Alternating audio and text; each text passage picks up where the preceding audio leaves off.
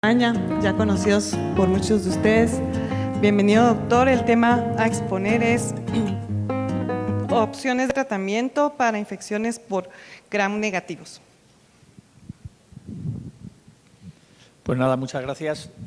Bueno, gracias a vosotros también por estar aquí hasta el final. Lo que vamos a hablar son gram negativos. Y los gram negativos, bueno, los conflictos que ya los comentamos anteriormente. Esta diapositiva la habéis visto, lo único que tiene interés es demostrar que los gram negativos están localizados en relación a patógenos multiresistentes. Segundo lugar, Escherichia coli. Cuarto lugar, Klebsiella pneumoniae. Quinto lugar, Pseudomonas aeruginosa. Y sexto lugar, Acinetobacter baumani, ¿no?, en número de muertes que se producen a lo largo de los años. Si ha habido un cambio de paradigma, lo estamos utilizando ya actualmente, el término de difficult to treat, ¿no?, patógenos difíciles de tratar, ¿no? Es un poquito distinto de lo que es el concepto de multiresistencia, porque nos acerca más a lo que son las opciones que nos quedan para tratar a los pacientes cuando los patógenos son resistentes a antibióticos de primera elección, antibióticos beta-lactámicos y fluorquinolonas fundamentalmente. Dentro de estos grupos pues están los microorganismos escape, que son aquellos que nos preocupan y que poníamos en la diapositiva anterior. Evidentemente tenemos que conocer la epidemiología local, hay muchos estudios de vigilancia epidemiológica, este es uno de ellos, es el estudio Atlas, donde vemos las enterobacteriales que producen carbapenemasas dentro de las cepas que no son sensibles a carbapenémicos. Yo creo que no localizáis muy bien la diferencia, pero sí he señalado ahí lo que sería el área de Sudamérica o Latinoamérica, donde vemos cómo han ido aumentando las enterobacterias productoras de carbapenemasas. Y esto hace que necesitemos nuevos antimicrobianos y que tengamos pues esas nuevas opciones terapéuticas. Desde el año 2010, que tuvimos pues algunos fármacos que tenían actividad frente a gram positivos, como la ceftarolina, se han ido introduciendo distintos antimicrobianos hasta tener pues aproximadamente 22 o 23 nuevos antimicrobianos. Pero si os fijáis, muchos de ellos son asociaciones de beta-lactámicos con inhibidores de beta-lactamasas.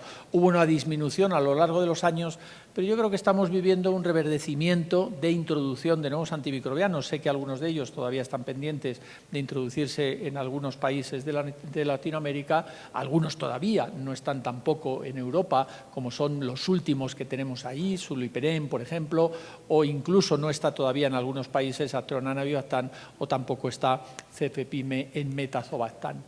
Voy a pasar muy rápidamente para definir cuáles son estos nuevos antimicrobianos a modo de ficha. El primero de ellos sería Ceftalozano-Tazobactam. Ceftalozano es una cefalosporina que tiene una mejor penetración que podría tener a lo mejor Cefepima a través de la membrana o de las porinas que tienen los gram negativos, y que tiene una actividad intrínseca muy interesante sobre Pseudomonas aeruginosa.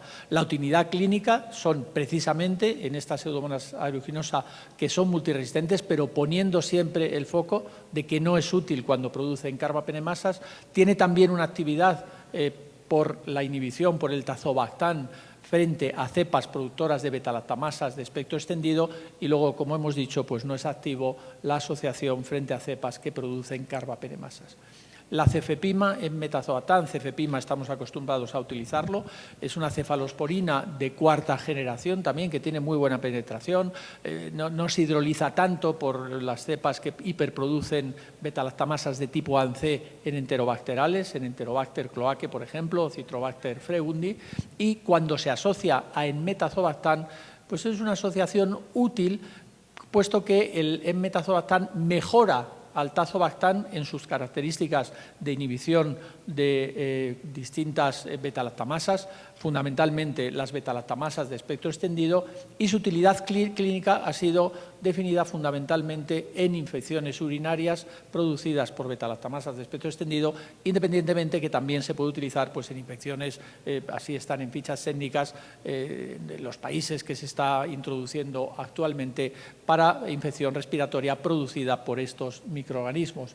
No mejora, sin embargo, la actividad de cefepima frente a Pseudomonas aeruginosa. Esto no significa que no se pueda utilizar frente a Pseudomonas aeruginosa, pero aquí el metazobactam, por el tipo de beta-lactamasas que tiene Pseudomonas aeruginosa, no tiene una ventaja superior a la que podría tener en este caso cefepima.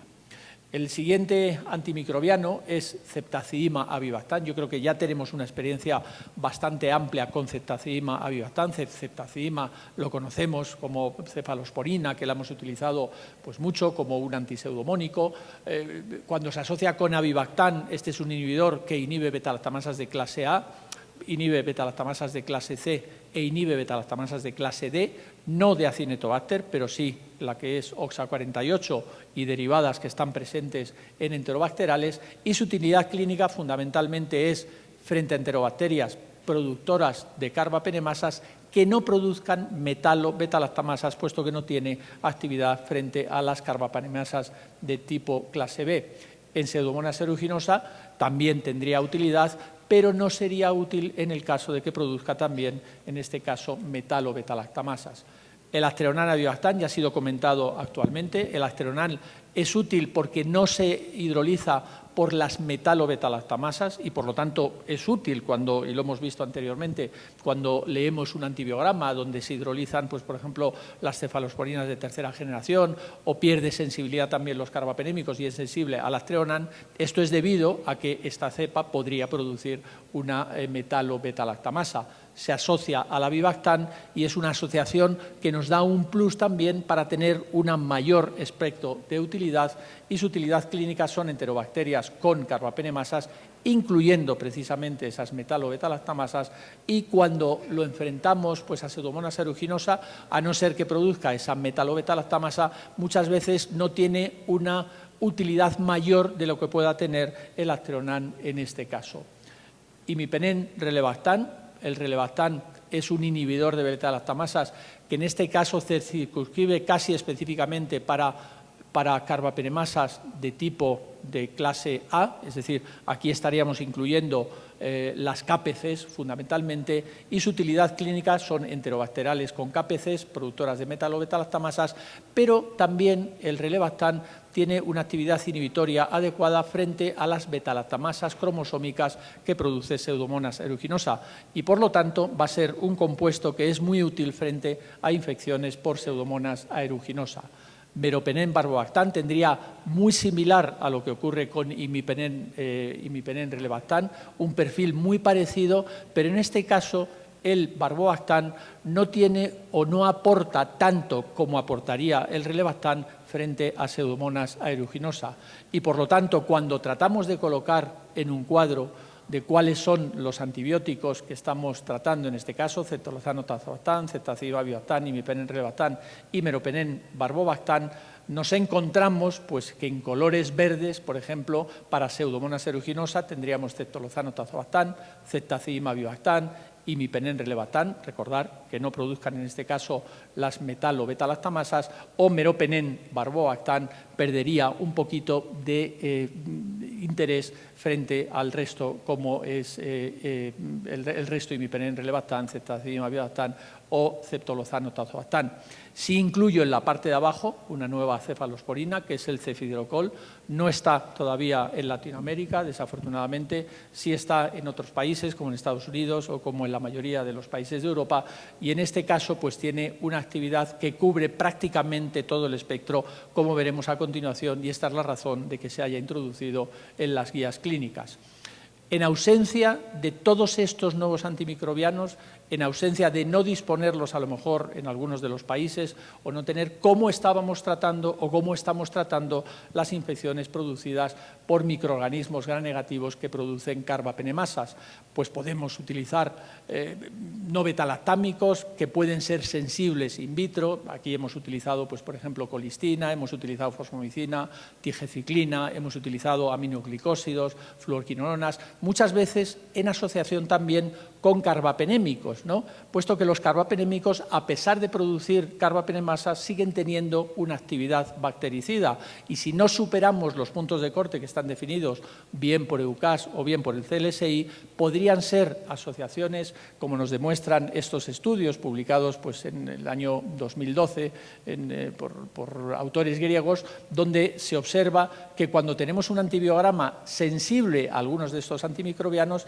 el éxito terapéutico es mucho mayor cuando asociamos estos compuestos con carbapenémicos, pero estos carbapenémicos deben aparecer al menos con una sensibilidad o intermedia o sensibles en el antibiograma. Esto es lo que está incluido en la explicación precisamente de los puntos de corte, optimizando ese uso de los carbapenémicos con dosis alta, con perfusión continua, pero siempre en asociación con otros antimicrobianos que aparezcan sensibles en el antibiograma. Este es un ejemplo, un artículo que publicamos hace años de una infección de un paciente donde se le trató con un betalactámico, tenía una CMI que no superaba los 8 microgramos por mililitro, que podríamos definirlo como un punto de corte de resistencia, asociado pues, con tigeciclina, con colistina o colistina con tigeciclina. Vemos cómo se produce también en estas curvas de muerte una disminución precisamente por esa actividad que pueden tener los carbapenémicos de una actividad bactericida a pesar de tener una carbapenemasa. Esto actualmente está siendo desplazado en las guías de tratamiento por la introducción precisamente de estos nuevos antimicrobianos. ¿Y qué guías de tratamiento tenemos actualmente? Pues las guías de tratamiento, en primer lugar, he colocado la guía de la Sociedad Europea de Microbiología y Enfermedades Infecciosas. En el centro tendríamos las guías americanas, ha sido nombrado anteriormente Pranita Tama, que es uno de los autores que más ha trabajado este aspecto, y en la parte de la derecha tendríamos las guías que vienen de la sociedad a la que pertenezco, la Sociedad Española de Enfermedades Infecciosas y Microbiología Clínica. Sí es importante que cuando leamos estas guías de tratamiento nos fijemos en las fechas en que han sido realizadas o han sido publicadas. Tener en cuenta que cuando han sido publicadas generalmente ha habido una discusión previa, pues los 2 anteriores años, para llegar a ese consenso o esa publicación. Y luego también tenemos que ver en qué se basan precisamente estas guías para establecer estas recomendaciones. Yo lo he tratado de resumir en esta diapositiva, pues por ejemplo las guías que vienen de la ESMID están basadas en un sistema GRADE de revisión de la literatura muy exhaustivo, de evidencias clínicas absolutas. La guía de la ITSA está basada también en estos criterios GRADE, pero están también matizados por una opinión de expertos. Muchas veces no tenemos pues, estudios clínicos suficientes para definir cuál es la actividad o el posicionamiento de estos antimicrobianos y necesitamos lo que decimos actualmente de evidencias en mundo real. Ahí es donde entran las opiniones de expertos y están declaradas precisamente en las guías ITSA. Y la guía de la SEIN es muy parecida a lo que serían las guías que están publicadas por la Sociedad Europea de Microbiología y Enfermedades Infecciosas. ¿Cuáles son las recomendaciones que nos dan en el caso de enterobacterias productoras de carbapenemasas? En infecciones urinarias, si os fijáis, la guía ITSA, pues puedes utilizar una serie de antimicrobianos que se eliminan por orina, en este caso, independientemente de que produzcan o no esas carbapenemasas, y hay una diferencia, en este caso, si es una infección urinaria no complicada o una infección urinaria complicada, incluyendo las pielonefritis. Si nos vamos ya a una infección sistémica, pues aquí hace una diferenciación clara si produce esas enterobacterias, producen KPCs, producen OSA48 o producen metal o betalactamasas. Fijaros que en este caso la guía de la ITSA, y me voy a ir refiriendo fundamentalmente a esta, puesto que se van actualizando todos los años. La última actualización apareció en el 2024, se tardó un poquito en publicar, aparecen anteriormente las actualizaciones en lo que es la página web de la propia página web de la Sociedad Americana de Enfermedades Infecciosas, en este caso, y luego posteriormente se publica, pero fijaros en el caso de que produzca una KPC, pues no pone antibióticos en un primer lugar o en un segundo lugar, sino que te da varias opciones terapéuticas, te da meroperén, barbobactán, ceftazidima, avibactán o imipenem, relebactán. En el caso de la OXA48 no tendrían tanta utilidad los otros, por lo que hemos comentado de los inhibidores, y sería ceftazidima, avibactán. Y en el caso de las metal o betalactamasas, fijaros que esto, como se publicó en el año 2024 y todavía no había sido probado en Estados Unidos el acteronán avibactán, pues en este caso nos habla de una asociación de ceftazidima, avibactán más acteronán, y también nos localiza aquí claramente ya al cefirocol por primera vez en estas guías. El acteronán avibactán es muy probable que en las posteriores actualizaciones desplace a esa recomendación de ceftazidima avibactán más acteronán y aparezca probablemente como tratamiento también al mismo nivel en el caso de que tengamos también el cefidrocol. Si nos vamos ya a las pseudomonas aeruginosa, aquí nos habla claramente que son pseudomonas aeruginosa difíciles de tratar. La guía de la ICSA nos dice que si son sensibles a antibióticos, que podríamos decir los clásicos, los que eran anteriormente de primera elección, estos serían los primeros a los cuales habría que acudir, y en el caso de que pierdan ya sensibilidad por la presencia de estas carbapenemasas, pues nos empieza a hablar de distintos escenarios en función de si es una infección urinaria no complicada, Ceftalozano tazobactam, ya lo coloca aquí. Recordar que este no sería útil en el caso de producción de carbapenemasas, y si se producen carbapenemasas, pues podríamos tener también imipenem relebactam, cetazidima avibactam o cefidrocol. Aquí yo creo que Pseudomonas aeruginosa es uno de los lugares adecuados para la presencia de este antimicrobiano frente a Pseudomonas aeruginosa. Y en el caso de que tengamos una pielonefritis complicada, pues es parecido al caso anterior, y nos habla también de, en el caso de que sea una infección de este tipo, pues podríamos tener como alternativa una dosis única de aminoglicósidos en el caso de que fuese, pues ya os digo, en el caso específico que fuese pues una infección de este tipo localizada. Sí es importante, y esto sí me gusta recalcarlo, que debemos conocer también, muchas veces nos focalizamos en la presencia de las carbapenemasas, cómo aparecen pues esas NDM en enterobacterias o cómo aparece la OXA48, pero cuando hablamos de Pseudomonas aeruginosa, el difficult to treat no es por producción muchas veces de esas carbapenemasas. Esto también es del estudio Atlas. Fijaros, en Norteamérica pues no tienen prácticamente presencia de metalobetalactamasas, cosa que en Latinoamérica sí aparecen las metalobetalactamasas en una proporción mucho más alta, incluso que lo que estamos acostumbrados a ver en Europa en este caso. Las resistencias, por ejemplo, son también un poco distintas, ¿no? Las resistencias a los carbapenémicos pues sería un 16% en Norteamérica, en este estudio Atlas que decía. En la resistencia a los carbapenémicos en Latinoamérica sería un 17%, y en Europa incluso sería un poquito superior, ¿no? Pero lo que sí es más importante no es esa diferencia de esos 2 o 3 puntos de diferencia en cuanto a resistencia a carbapenémicos, sino lo que es la presencia del mecanismo de resistencia específico, que también nos va a guiar la posibilidad de utilizar unos antimicrobianos u otros. Sí nos dice un apartado muy específico, en el caso de la guía de la ITSA, de cuál es el antimicrobiano preferido si tenemos una metalobetalactamasa.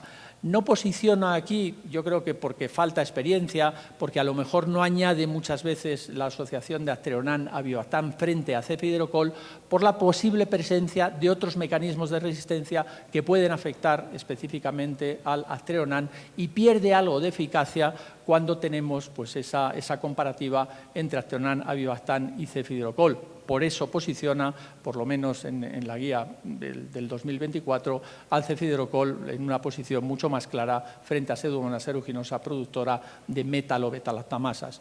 Y lo que sí nos deja claro la guía de la ITSA, y también se acompaña en la ESMIT o en la de la SEIN, es que las asociaciones de distintos antibióticos frente a Pseudomonas aeruginosa no son muchas veces mejores de lo que sería la monoterapia con los antimicrobianos que estábamos considerando anteriormente. 2 palabras de las cepas que son resistentes a carbapenémicos en Acinetobacter baumannii. Si ha habido un cambio, si hubiésemos hecho un correlato de cómo es las asociaciones o cómo es el tratamiento que nos hablan la guía de la ITSA anteriormente al 2024 y la aprobación del sulbactam durlobactam. El durlobactam o el sulbactam tiene una actividad intrínseca específica frente a Acinetobacter, y el durlobactam lo que va a ser es un inhibidor de las betalactamasas de tipo OXA que aparecen específicamente en Acinetobacter baumannii, y ha habido por esta razón un desplazamiento del tratamiento de ampicilina sulbactam frente a lo que sería actualmente el sulbactam durlobactam. Si no tenemos sulbactam durlobactam, todavía no lo tenemos en Europa, pues nos vamos a recomendaciones mucho más clásicas, que serían la de la ESMIT, que son muy parecidas a las que tendría anteriormente la guía ITSA en este caso. Y ya si nos vamos al último microorganismo que quería comentar, que es Stenotrophomonas maltophilia. Sabéis que Stenotrophomonas maltophilia es como un patógeno emergente que hemos redescubierto últimamente, hemos discutido mucho si sigue siendo útil o no, pues por ejemplo la utilización de cotrimoxazol. ¿Qué nos aportan estos nuevos antimicrobianos frente a Stenotrophomonas maltophilia? Y la guía de la ISA junto a la guía de la SEIN son las únicas que hablan, o las dos guías que hablan precisamente de los tratamientos frente a este microorganismo. No existen recomendaciones frente a Stenotrophomonas maltophilia en las guías de la Sociedad Europea de Enfermedades Infecciosas y Microbiología Clínica. Y fijaros, aquí hay un desplazamiento a lo que estamos acostumbrados a utilizar hasta ahora. Nos habla de una actividad adecuada de cefiderocol frente a Stenotrophomonas maltophilia. Es muy probable que se convierta este antimicrobiano en el paradigma o en el tratamiento de elección frente a Pseudomonas, frente a Stenotrophomonas maltophilia, desplazando por los estudios que se realizan in vitro o por los estudios clínicos que se están ya publicando en vida real frente a cotrimoxazol o levofloxacina. En el caso de que no dispongamos del cefiderocol, pues nos tendríamos que ir a terapias más clásicas de utilización de cotrimoxazol en asociación o no con una fluorquinolona. Y si nos coloca la guía ISA como un potencial tratamiento, también con una actividad muy adecuada, las asociaciones de ceftazidime-avibactam con Aztreonam y posiblemente también, cuando tengamos experiencia y se publiquen pues, los estudios clínicos, la utilización de Aztreonam-avibactam frente a esa asociación de ceftazidime-avibactam con el Aztreonam. Esto era un poco lo que quería discutiros. Perdonad a lo mejor por un poco la cantidad de información que os he ofrecido, pero las vais a tener, yo creo que las diapositivas van a estar a disposición de aquellos que queráis luego revisarlas y muchísimas gracias por vuestra atención.